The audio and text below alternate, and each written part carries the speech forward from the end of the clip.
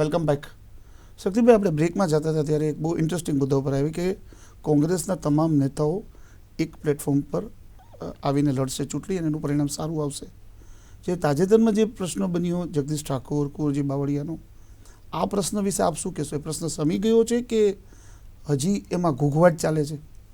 હું માનું છું કોઈ ઘૂઘવાટ નથી. પક્ષમાં આંતરિક રીતે વાત કરવાનો દરેકને અધિકાર હોય છે, પરંતુ અમારા સૌની જવાબદારી છે કે અમારું કોઈ પણ પગલું પક્ષને નુકસાનકારક ન થવું જોઈએ.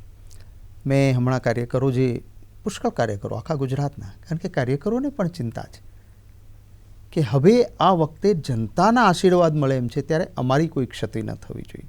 આજે તમે જવાબદારીમાંથી મુક્ત થયા એની પાછળ કુંવરજીભાઈ રાજકોટ શહેરના પ્રમુખ અને ઇન્દ્રનીલે વિજયભાઈ રૂપાણી સામે લડવાની જાહેરાત કરી.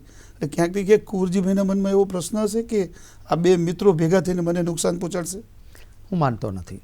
કુંવરજીભાઈ મારા એક બહુ સારા મિત્ર છે. પક્ષના પરિવારના સભ્યો છીએ, ઇન્દ્રનીલભાઈ હોય કે કુંવરજીભાઈ હોય. અમારી લડાઈ જે છે એ ભારતીય જનતા પાર્ટી સામેથી છે. અમે ઈચ્છીએ છીએ કે ગુજરાતમાં કોંગ્રેસની સરકાર આવે, અમે ફિક્સ પગારવાળાને પૂરતો પગાર આપીએ. વિધવા બહેનના પેન્શનમાં વધારો નથી થયો, એ વિધવા બહેનનું પેન્શન વધે. ખેડૂતને દિવસે વીજળી મળવી જોઈએ, રાત્રે નહીં. આજે પ્રાથમિક શાળામાં જાઓ, આ લોકો પ્રવેશ ઉત્સવના નામે બહુ મોટા નાટકો કરે છે, પણ ત્યાં શિક્ષક જ નથી. પહેલાં ભરતી ઉત્સવ કરો. બાબુ, આપણે ભાજપની જે શાસનની નિષ્ફળતા છે એ પબ્લિક સુધી લઈ જવાની જવાબદારી વિરોધ પક્ષની હોય છે. ક્યાંક ને ક્યાંક એવું એક ખરા દિલથી તમને એવું લાગે છે કે કોંગ્રેસ જે નિષ્ફળતાની વાત કરે છે એ વાત લોકો સુધી પહોંચાડવામાં સફળ થઈ છે?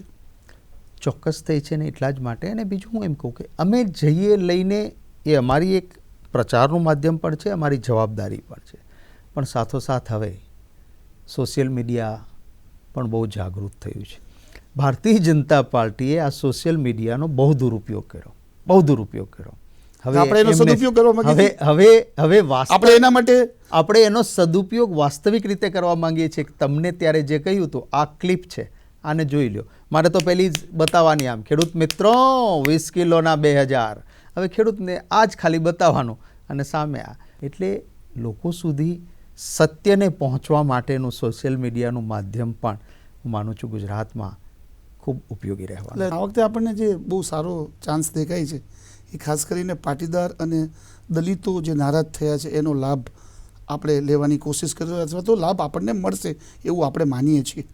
પાટીદાર અને દલિતોના લાભની સાથે અન્ય સમાજનો જે ભૂતકાળમાં આપણે લાભ મળ્યો હતો એમાં ક્યાંય નારાજગી થાય અથવા તો એ દૂર થાય એવી કોઈ સ્થિતિનું નિર્માણ તમે જુઓ છો? હું બિલકુલ નથી જોતો. એટલા માટે કારણ કે ભારતીય જનતા પાર્ટીએ કોઈનું ભલું કર્યું નથી.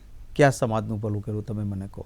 ચાહે પાટીદાર હોય કે દલિત હોય, રામનો હોય કે રહીમનો હોય, કોઈની પણ એમણે ચિંતા નથી કરી. અને એટલે તમામ વર્ગમાંથી એમને જાકારો મળશે.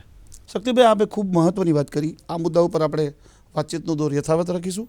શક્તિભાઈ સાથે વાતચીતનો દોર યથાવત રહેશે. સમય થયો છે એક નાનકડા બ્રેકનો. આપ જોતા રહો ફેસ ટુ ફેસ.